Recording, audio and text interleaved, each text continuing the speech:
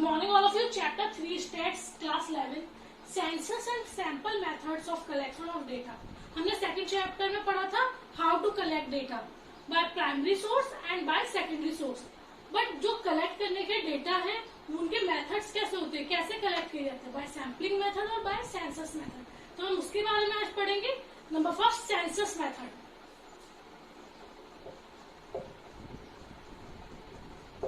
Census method क्या होता है? जब हम इंडिविजुअल मतलब हम एक एक बंदे के पास जा जाकर उसके बारे में पूरी की पूरी इन्फॉर्मेशन निकाल रहे हैं.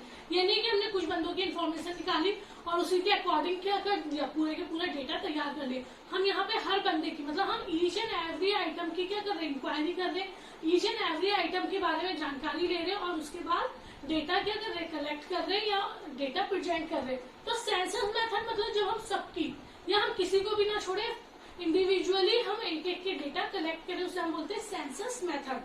Census method is that method in which data are collected covering every item of the universe और population relating to the problem under investigation. तो हर आइटम या हर एरिया की जो आप क्या बोल सकते हैं इंफॉर्मेशन कलेक्ट करते हैं या हर बंदे की इंफॉर्मेशन कलेक्ट कर रहे हैं, किसी को भी नहीं छोड़ रहे. जो भी इन्वेस्टिगेटर है, जो भी प्रॉब्लम है उसके अंदर जो भी आ रहा है उस सबकी डेटा या इन्फॉर्मेशन कलेक्ट कर रहे हैं, उसे हम क्या कहते हैं, सेंसस मेथड.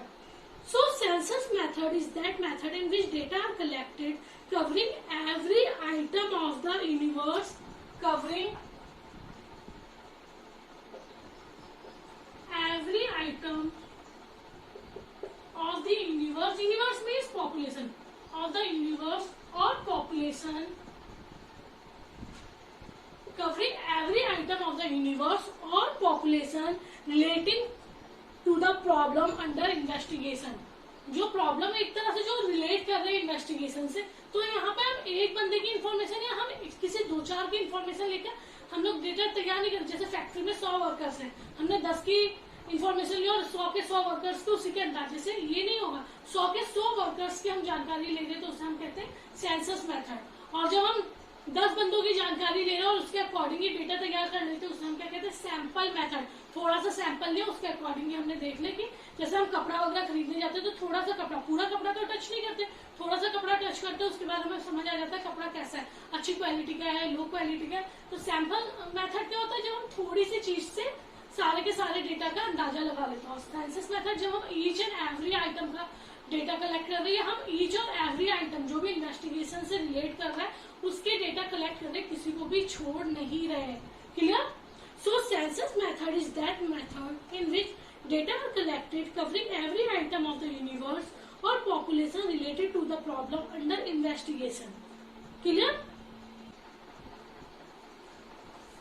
फॉर एग्जाम्पल अभी हम कोरोना की एग्जाम्पल ले लेते हैं. अब कोरोना की इंक्वायरी करना आप लोगों को भी करना आए होंगे. मतलब हर घर घर जाकर सर्वे किया जा रहा है, किसी को भी नहीं छोड़ा जा रहा. पूछा जा रहा है कितने मेंबर्स थे. ये नहीं कि 2-4 घर के में पता लगाया कि भैया कोरोना किसी को नहीं है तो आगे के 10 घर का अंदाजा लगा लिया कि यहाँ भी नहीं होगा कोरोना और इंक्वायरी नहीं की. हर घर घर जाकर ये सबकी इन्फॉर्मेशन कलेक्ट की जा रही है, किसी एक को भी नहीं छोड़ा जा रहा. उसे हम बोलते हैं सेंसस मेथड. ठीक है? फॉर एग्जाम्पल कोरोना सर्वे लिख देते हैं. कोरोना का जो भी सर्वे हो रहा है मीन्स हर घर में जाकर या डोर टू डोर जाकर पूछा जा रहा है आपके घर में कितने मेंबर है, कितने लोग हैं, कितने नहीं है, कितने बड़े, कितने बूढ़े हैं, कितने बच्चे. ये सारी इन्फॉर्मेशन ली जा रही है ताकि ये पता चले किसी को खांसी नहीं है, किसी को जुकाम नहीं है. ये सारी इन्फॉर्मेशन ली जा रही है ताकि कोरोना किसी को तो नहीं है उसका सर्वे किया जाए. तो जब हर बंदे की इन्फॉर्मेशन ली जाती है, सबकी इन्फॉर्मेशन ली जा रही है, किसी को भी नहीं छोड़ा जा रहा है, उसे हम क्या कहते हैं, census method. Clear? Merits of census method. Merits मतलब क्या फायदे या क्या एडवांटेजेस है. जो हम सबकी जानकारी ले रहे हैं, किसी को कोई भी ऐसा बंदा नहीं है जिसकी इन्फॉर्मेशन छूटी जा रही है, या हम डेटा कलेक्ट करने के लिए हर किसी के पास जाकर इन्फॉर्मेशन कलेक्ट करें, उसके कुछ मेरिट्स होंगे और कुछ डीमेरिट्स होंगे. डीमेरिट्स तो सबसे पहले यही हो जाएगा, बहुत टाइम लगता है. इतनी बड़ी पॉपुलेशन है, सबका सर्वे किया जा रहा है तो टाइम कंज्यूमिंग बहुत ज्यादा है, मनी भी बहुत लग रही है और एफर्ट्स भी बहुत, मेहनत भी बहुत लगती है.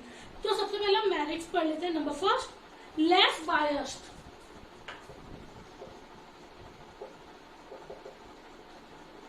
बायस्ड मतलब partial.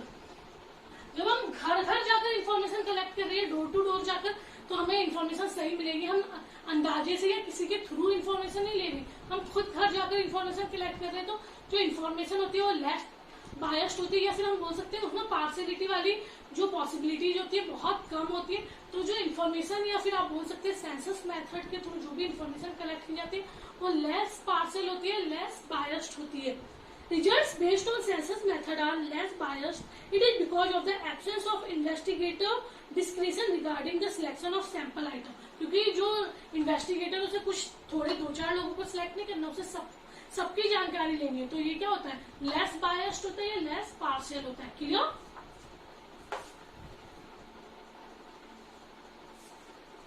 Number second, reliable and accurate. Reliable मतलब होता है विश्वास लायक होता है, एक्यूरेट मतलब सही।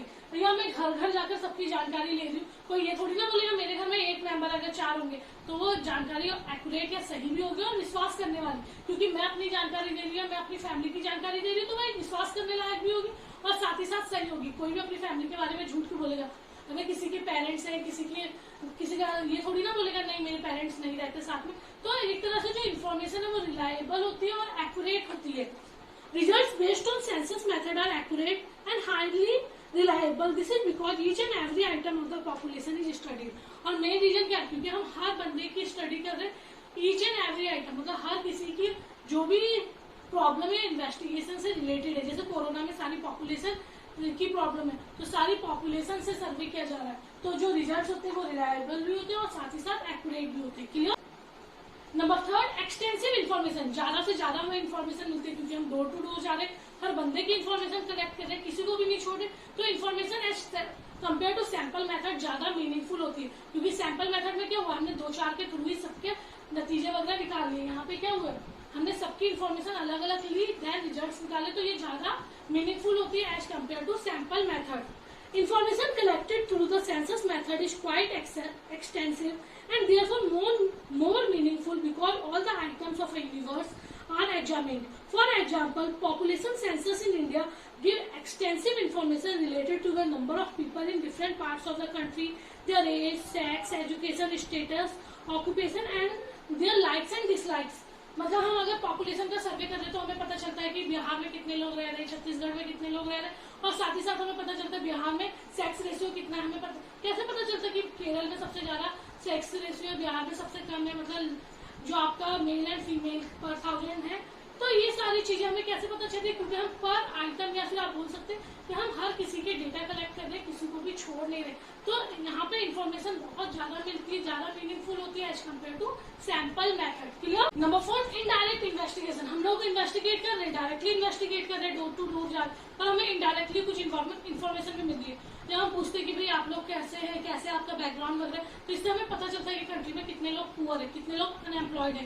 ये सारी इन्फॉर्मेशन भी हमें क्या मिलती है इन्वेस्टिगेशन। जब हम डोर टू डोर जाएंगे या हम गाँव वगैरह में जाएंगे तो हमें ये भी पता चल जाएगा ये एरिया बहुत ज्यादा पुअर कंडीशन में, ये एरिया डेवलप्ड है। तो इनडायरेक्टली भी हम क्या करते हैं, डायरेक्ट इन्वेस्टिगेशन हो रहा है पर इनडायरेक्टली भी हमें बहुत सारी चीजों की इन्फॉर्मेशन मिल जा रही है, तो यहाँ पे इनडायरेक्ट इन्वेस्टिगेशन भी पॉसिबल होता है। Census method can be successfully used in indirect investigation related to unemployment, poverty, etc. Clear? So census method number 1, costly. मैंने आपको पहले ही बताया कि भाई डोर टू डोर जा रहे हैं, मेहनत कर रहे हैं, सबका सर्वे कर रहे हैं, हर आइटम को की डेटा कलेक्ट कर रहे हैं, तो ये बहुत ज्यादा कॉस्टली होता है। कॉस्टली सिर्फ मनी के रूप में नहीं, टाइम के रूप में भी या एफर्ट्स भी, हर तरह से ये बहुत ज्यादा कॉस्टली होता है। तो टाइम, एफर्ट्स एंड मनी, अगर तीनों की बात की जाए तो ये मेथड ज्यादा कॉस्टली होता है as compare to sample method. Sample method में हमने 4 लोगों की इन्फॉर्मेशन ली, तो टाइम भी कम लगा, एफर्ट्स भी कम लगा और पैसा भी कम लगा।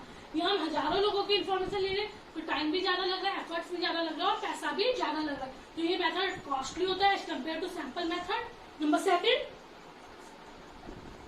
Large manpower. अब भाई एक बंदा तो पूरी इंडिया की सर्वे नहीं कर सकता, तो इसके लिए बहुत सारे लोगों की जरूरत होती है, बहुत सारे मैन पावर की जरूरत होती है। आप कोरोना का ही सर्वे देख लीजिए, कटनी की बात कर लेते तो हम ये बोल सकते हैं कि आजाद चौक पे कोई और सर्वे कर रहा होगा, ये कैंप में कोई और सर्वे कर रहा होगा, मिशन चौक पे कोई और सर्वे कर रहा होगा। मतलब बहुत ज्यादा मैन पावर की जरूरत होती है, बहुत सारे लोगों की जरूरत होती है इस काम में। तो इस सैंपल मेथड में क्या होता है, 2-4 लोगों की इन्फॉर्मेशन कलेक्ट करनी होती है, तो मैन पावर भी बहुत कम लगती है। तो यहाँ पे बहुत ज्यादा मैन पावर की जरूरत होती है, उन्हें ट्रेनिंग देनी होती है, उनके ऊपर बहुत सारा पैसा खर्च किया जाता है, तो ये भी एक डिमेरिट है। नंबर थर्ड आपका हो जाता है not suitable for large investigation. Not suitable